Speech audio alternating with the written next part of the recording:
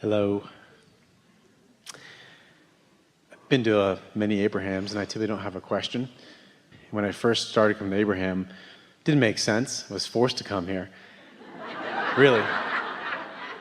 And one of my biggest things when I was a kid, I was called Smiley. And I was really, really happy. Things always just worked out. And then in my 20s, teenage and 20s, I tried to figure out why that was. And, when I was a kid, I think I understood the purpose of life was to have fun. And as I started digging more into metaphysics and reading, and it became more about sort of trying to manifest success, and maybe it's more about accomplishments. We just want to jump in really briefly with one word. From our perspective, the utter definition of success is joy in this moment. So satisfaction is the success that you're looking for, and every other kind of success will follow that. The success of alignment with who you are then connects you with the success of everything that you've asked for too. But if you're looking for anything other than that, then you get off track pretty easy. Yes. Joseph Campbell said, follow your bliss. Right on track. That's exactly right on track. Okay, that changes the perspective too. Yeah, I get that. I've had some contrast through relationships and business and that kind of stuff. And good. It's the stuff eternity is made of. Say that again. Contrast is the stuff that eternity is made of. Without contrast, there cannot be clear choices, and without clear choices, there cannot be new creation. So contrast isn't you doing something wrong. Contrast is life serving you, serving your evolution. And once you're really good at focusing quickly, then contrast doesn't bother you at all. You just see it as opportunity to choose, because contrast doesn't defeat you when you're in the driver's seat of choosing. So maybe as the key is, are we to find joy in the contrast? Well, this is the way we explain this.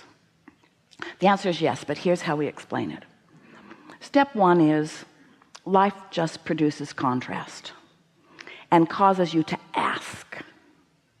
So without even maybe putting words to it, if someone's rude to you, you want them to be nicer. And if you don't have enough money, you want more money. It's that simple. Life causes you to ask, even if you don't put words to it. Once you've asked, your inner being is all over it. Your inner being, who stands as the receiver of your evolution, becomes the vibrational equivalent of each new asking.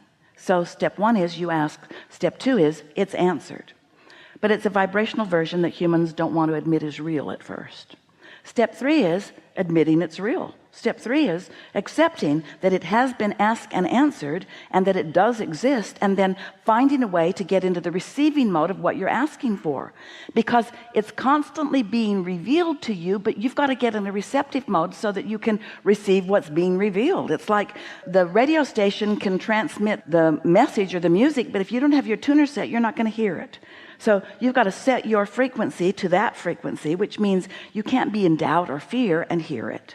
So we teach meditation as the easiest way to get there. When you quiet your mind, you stop all thought. When you stop all thought, you stop resistant thought. When you stop resistant thought, your vibration rises, and when your vibration rises, you're in sync. And so now you're in the receptive mode. So step one is ask, step two is answered, step three is receive, and step four is getting real good at that. Being so good at receiving, mostly because you like to feel good, and because you've practiced quieting your mind so you can go there easily. So step four is just being real good at step three. That seems silly to have a whole step that's about the step before it. But the receiving mode, it's not like a college degree where once you accomplish it, it's yours forevermore. Hang the plaque on the wall, I have received. It's not like that, because it either is or it isn't in the moment, depending upon how satisfied you are, depending on what you're doing with your thoughts. So step four is maintaining some stability there. And then step five is what you were just talking about. Step five is being back in a contrasting moment, and hear this, often because your inner being inspired you there because you want more expansion. Because if you want expansion, that means you want answers. And if you want answers, you need questions. If you want expansion, you need solutions. And if you want solutions, you need problems. Would you agree? And so when you're tuned in, tapped in, turned on, then very often you are inspired right into the clarity of a problem, because it asks a question that the solution is so satisfying when it comes. It's not failure on your part. It's nothing for you or anyone to be disappointed about. It's the process, and understanding the process and being at one with the process. And then once Esther caught hold of that, when something wonderful would happen in her life, she'd say, I did that. And when something not wonderful would happen, she would say, I did that too. Because she understood that it's part of the clarifying process. But it's certainly not anything to lose your happiness over. If you've been even watching this forum or listening to this forum for a while, isn't the most satisfying conversation, doesn't it follow a big problem that somebody has projected? Or a big question? Our answers are only as good and as big as the question. If you've got a tiny little question, we got a tiny little answer. If you got a great big question, we got a great big answer. And your satisfaction factor is proportionate. It really is. Okay. I think I just got that. I think you did too. It's almost this back end step from 5 to 1. Like that is it's a cycle. The quicker you can move through that. What happens is you find yourself then not feeling like you're moving through it. It's not like getting over the problem. It's like, ooh, a juicy question, which is going to bring juicy answers. And you see, one of the things that happens is you come here, we talk with you, you hear us with our certainty speaking about the laws of the universe. And we tell stories of Esther's success or others' success, or you hear the stories of success from others. But until you have personally had the experience where you have felt the discord of what you think is a problem, and then felt the relief of alignment, and then actually come out of a meditative state with a clear impulse that maybe doesn't even feel related to your problem. It's just an impulse that feels good, like go to 7-Eleven and get a Slurpee. But the impulse is so strong and it feels so good that you do it. And then the next impulse leads to something that is a huge payoff. You meet someone, or another idea comes, or you buy a winning lottery ticket, or something happens.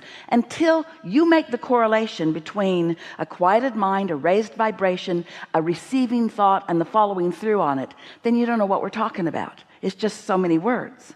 But once you start deliberately allowing your vibration to rise, and then receiving the thoughts that come from it, and acknowledging. The other day, here's Esther's newest example of this. So, you know, if you've been listening to us, Abraham teaches easy meditation. We don't encourage you making a big deal about anything. In fact, we say, listen to the air conditioner, and if you do, and you can just isolate that sound, your thoughts will stop, your vibration will rise, and you'll have a meaningful moment with us. And some people get that and do it, and some people think, oh, there's got to be more, and don't even try.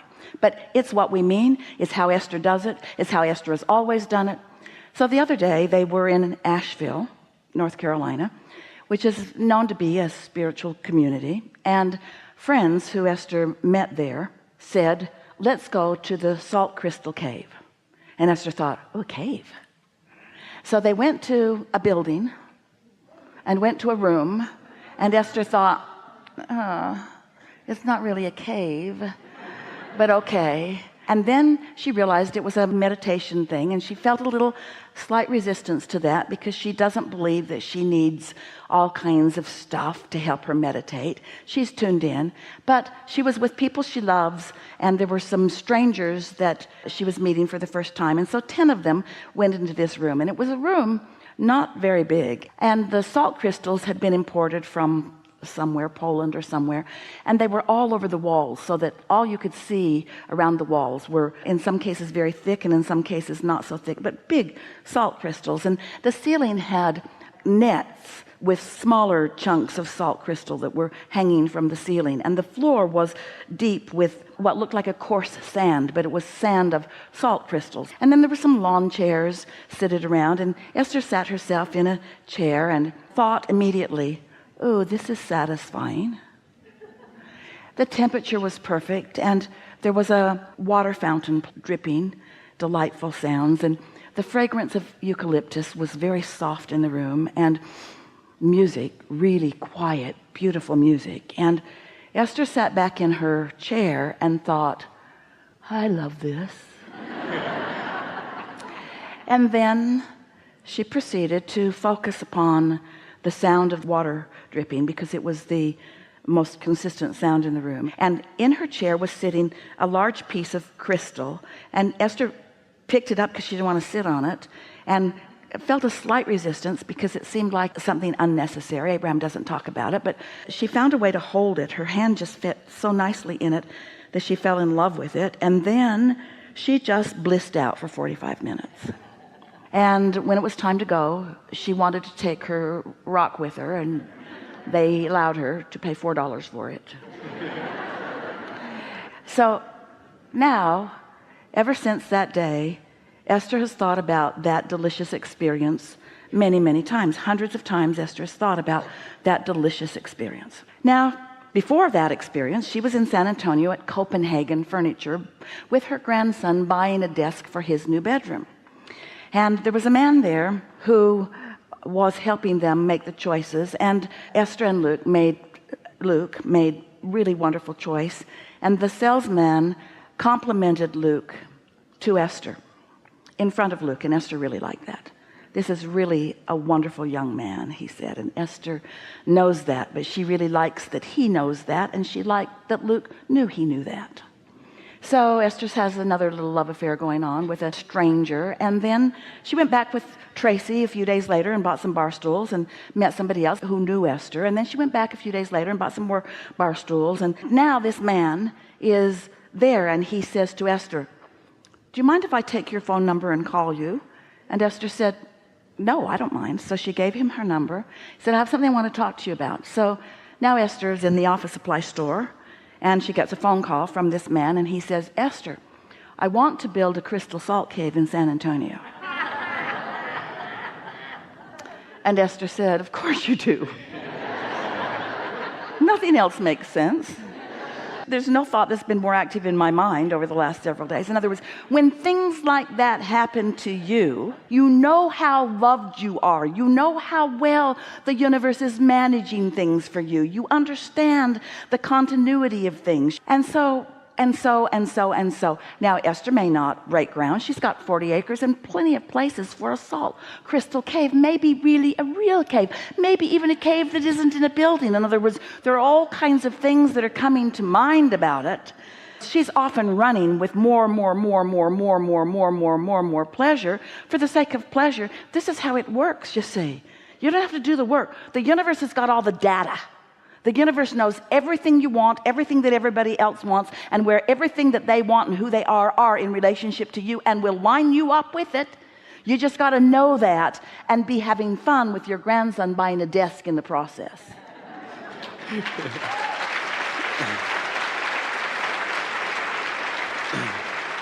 And Esther doesn't even believe in the necessity of a salt crystal cave for meditation.